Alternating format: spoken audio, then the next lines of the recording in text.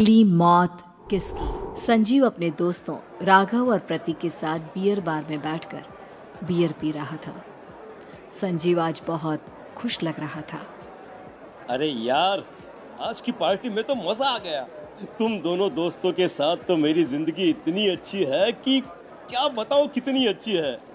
अरे भाई, अब दोस्ती की है तो जीना मरना सब साथ में। हाँ, अरे अरे यार सुनो, जल्दी से एक बियर और ऑर्डर करते हैं ना, एक आखिरी, और उसके बाद ये जश्न यहीं खत्म हो जाएगा। अरे हाँ हाँ, क्यों नहीं। वेटर, जल्दी से 2 बियर की बोतल लेकर आओ। आज मेरे दोस्तों को जश्न मनाना है, क्यों? इतने में वहां पर एक बहुत सुंदर लड़की छोटे छोटे कपड़े पहनकर हाथ में बियर की बोतल लेकर उसके पास आती है। ये लीजिए, आपने बियर ऑर्डर की थी ना, मैं लेकर आ गई। क्या बात है यार, इस बार की वेटर तो बड़ी सुंदर है। अब बियर लेकर आई हो तो अपने हाथों से ही पिला दो ना। हाँ हाँ, क्यों नहीं, जैसा आप बोलोगे मैं वैसा ही करूँगी। क्या बात है यार, अब तो लगता है रोज यहीं आना पड़ेगा। उसके बाद वो लड़की उन तीनों को बियर सर्व कर देती है। पार्टी करने के बाद वो तीनों अपने अपने घर जाते हैं। प्रतीक संजीव और राघव को उनके घर छोड़कर जैसे ही अकेला अपनी कार में आकर बैठता है तो अचानक उसे एहसास होता है जैसे उसकी कार की पीछे वाली सीट पर कोई बैठा हुआ है। वो तुरंत पीछे मुड़कर देखता है। तुम यहाँ क्या कर रही हो? और तुम मेरी कार में कब आई? अरे तुम तो बार में वेटर थी ना। बस ऐसे ही मेरा दिल कर रहा था आपके साथ आपके घर चलने का, इसलिए मैं आपके साथ चली आई। अरे लेकिन तुम मेरी कार में आई कब? अभी कुछ देर पहले तो यहाँ पर मेरे दोस्त बैठे हुए थे।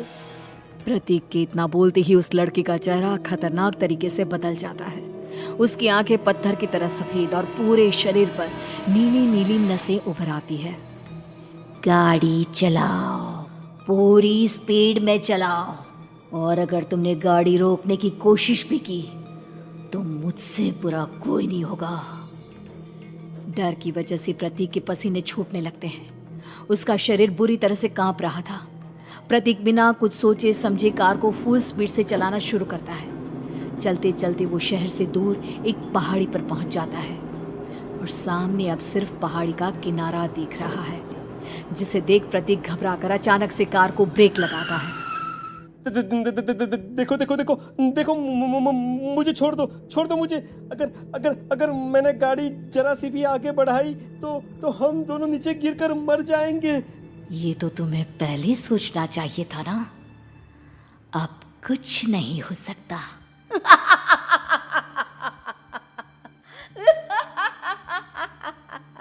छोड़ दो मुझे। नहीं नहीं, प्लीज मुझे छोड़ दो। प्लीज प्लीज मुझे जाने दो, छोड़ दो मुझे। गाड़ी आगे बढ़ाओ।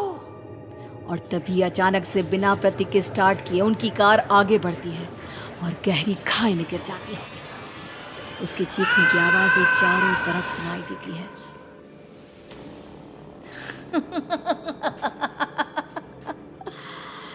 तुझे मारकर मेरे कलेजे में जल रही आग को थोड़ी शांति तो मिल गई, लेकिन अभी ये कहानी खत्म नहीं हुई। और फिर अगले दिन राघव और संजीव को पता चलता है कि प्रतीक की पहाड़ी से नीचे गिरकर मौत हो गई। अरे कल रात की तो बात है यार, हम सब बैठकर पार्टी कर रहे थे, लेकिन मेरी एक बात समझ में नहीं आ रही। राघव शहर से इतना बाहर उस पहाड़ी पर इतनी रात को क्या करने गया था? अरे यार, वही सोचकर तो मैं भी परेशान हूँ। हम दोनों को छोड़ने के बाद तो वो सीधा अपने घर जाने वाला था, और वो आत्महत्या क्यों करेगा भाई? कल रात तक वो कितना खुश था, हमारे साथ सेलिब्रेट कर रहा था। हाँ, लेकिन पुलिस ने तो यही कहा है कि प्रतीक ने अपनी कार को जानबूझकर पहाड़ी से नीचे गिरा दिया और आत्महत्या कर ली। अरे यार संजीव, मेरी तो कुछ भी समझ में नहीं आ रहा है। चल ठीक है, अब मैं अपने घर जाता हूँ। Okay, bye. राघव अपने घर में अकेला था। दोपहर का वक्त था। तभी दरवाजे की घंटी बजी। कौन है? अरे 1 मिनट रुको, अभी आता हूँ। राघव ने जैसे ही दरवाज़ा खोला उसने देखा कि सामने एक बहुत खूबसूरत लड़की खड़ी हुई है। कौन है आप और यहाँ किससे मिलने आई हैं? देखिए ना, बाहर बारिश शुरू हो गई थी, मेरी गाड़ी खराब हो गई है। आपका घर नजर आया तो सोचा कुछ हेल्प ले लेती हूँ। क्या नहीं, आइए ना, आइए आइए। मेरे कपड़े पूरे भीग चुके हैं, क्या आपके पास टॉवल मिलेगा प्लीज? राघव अपने बाथरूम से एक टॉवल लाकर उस लड़की को देता है। थैंक यू सो मच, अब मैं चलती हूँ। अरे इतनी क्या जल्दी है? आप चाहे तो बारिश रुकने तक यहाँ पर रुक सकती हैं। हाँ। लड़की ने पलटकर राघव की तरफ देखा। नहीं, मुझे जाना होगा, मेरा काम बाकी है। और वो वहां से चली गई। उस लड़की के जाने के बाद राघव अपने बाथरूम में नहाने के लिए गया और जैसे ही उसने बाथरूम में देखा तो उसका टॉवल वहीं पर लटका हुआ था। उसने टॉवल हाथ में लिया तो देखा कि उसका पूरा टॉवल खून के धब्बों से सना हुआ है। अरे अरे ये क्या? ये टॉवेल तो मैंने उस लड़की को दे दिया था। ये वापस मेरे बाथरूम में कैसे आ गया? और इस पर ये खून के धब्बे कहाँ से आ गए? राघव ने आईने में देखा तो उसकी गर्दन पर एक बड़ा सा चाकू का कट लगा हुआ था जिससे खून बह रहा था, जिसे देख राघव के होश उड़ गए। हाँ, अरे ये क्या?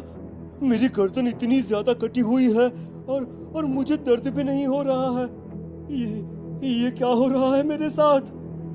राघव घबराकर बाथरूम से बाहर आया और अपना मोबाइल उठा